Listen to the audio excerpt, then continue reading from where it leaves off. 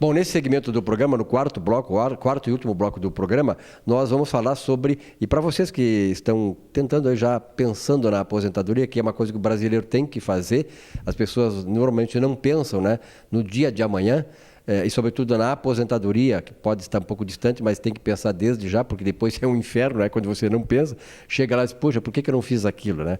Por que eu não cuidei disso ou daquilo?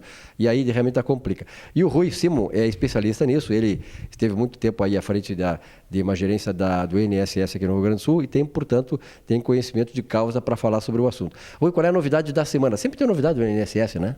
Sempre, Silvio, é inesgotável. Mas hoje eu queria comentar rapidamente o seguinte: o cuidado que as pessoas devem ter na montagem, na preparação da documentação, principalmente no que diz respeito à pensão por morte. As pessoas têm uma tendência a só se preocupar com essa possibilidade depois do evento ocorrido. Vem a falecer o cônjuge, uns dias depois correm ao INSS para providenciar a pensão respectiva. Bom, ocorre que no Brasil, e aliás em outros países também, mas principalmente no Brasil, nós temos aquela tendência das pessoas não regularizarem a sua situação de união estável, digamos, de sociedade conjugal formal. Se não é casado, pode ser companheiro, pode ser amigo, vizinho, parente, enfim. Mas havendo a relação estável, providencie a regularização disso, vai ao cartório, faça a união estável, providencie documento. Se esqueceu ou não quer fazer a união estável, providencie um rol de documentos que podem servir no futuro, que podem subsidiariamente consubstanciar essa situação. Por exemplo, providencie documentos em nome de ambos. A conta de luz está em nome do marido, do companheiro, então providencie a conta, a fatura do supermercado em nome da companheira.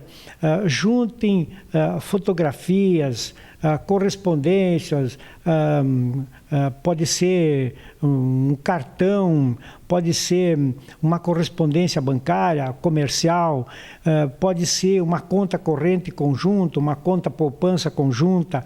Providenciem o que for possível de documentação subsidiária. E vão juntando, deixa uma caixinha lá separada e vão juntando essa documentação. Por quê? Depois do óbito ocorrido, é muito mais difícil correr atrás dessa documentação e juntar, e muito mais fazer prova de 3, 4, 5 anos para trás, como a Previdência exige hoje. Até um tempo atrás apresentava lá certidão de casamento, algo parecido, uma certidão de vida em comum, a escritura pública, enfim, e isso estava resolvido. Hoje não é mais suficiente. É necessário um rol de documentos e uma constância de tempo bem maior. A partir de 3 anos, você pode ter direito à pensão. Se tiver só 2 anos, você vai receber essa pensão por poucos meses. Então, procure juntar a documentação por maior número de tempo possível, preternamente falando. Junta de 3, 4, 5, 6, até 10 anos. Junte tudo que for possível preventivamente, para não deixar isso para a última hora ou depois do evento ocorrido, fica muito mais difícil. O importante também, né, Rui, é lembrar e ressaltar para aquelas pessoas que estão começando na vida profissional. Muitas vezes o camarada perde o emprego, fica alguns meses desempregado e deixa de contribuir. Outros estão trabalhando há muitos anos já e não providenciaram sequer a contribuição de uma vez, de uma só parcela para o INSS. Isso aí depois se torna uma coisa impossível, quer dizer, o camarada realmente vai chegar na época da aposentadoria, de requerer aposentadoria, ele não terá direito algum e ficará a ver navios. Quer dizer, então é importante que haja essa conscientização. A Lília tem conversado conosco aqui muitas vezes, quando nós estamos na bancada, e ela tem alertado exatamente isso, quer dizer, isso deve fazer parte da vida das pessoas, do propósito de vida delas, ou seja, é um seguro indispensável, sobretudo numa situação como essa que nós vivemos, né, o Rui?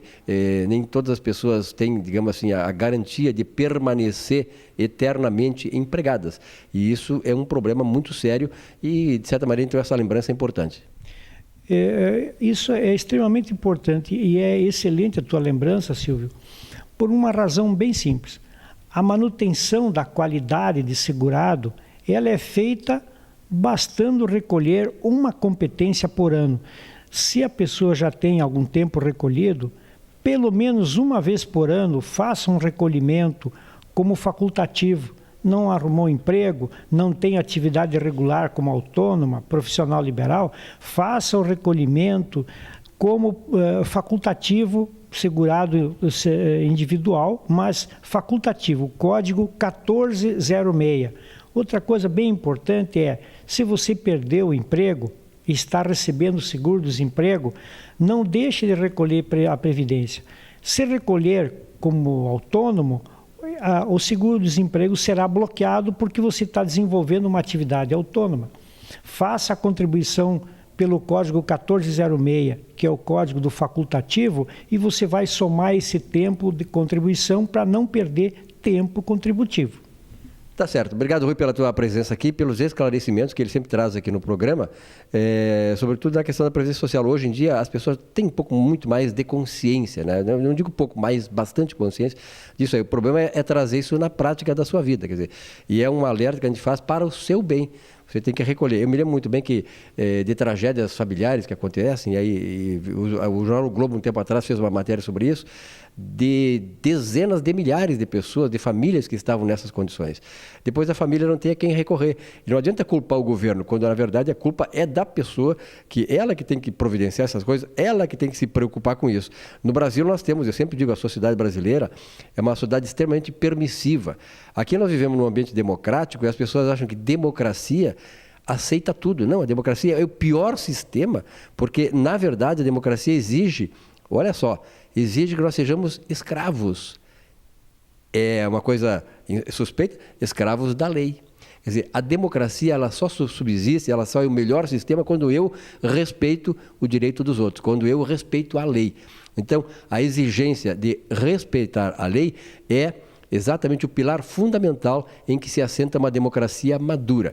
E ela começa exatamente a partir da medida em que você, individualmente, cuida dos seus próprios interesses, dentro daquilo que é legal fazer. Rui, obrigado, então, e até a próxima semana. Obrigado, Silvio. Até a próxima semana. Então, um rápido intervalo não, nós vamos falar com o Sidney Fontoura Gomes, que é do presidente de Imóveis e que traz importantes assuntos agora sobre esse mercado que parece vai ter uma reaçãozinha apesar da crise. Então, vamos fazer uma vinhetinha logo aí, Lucas, e voltamos com o El Cid.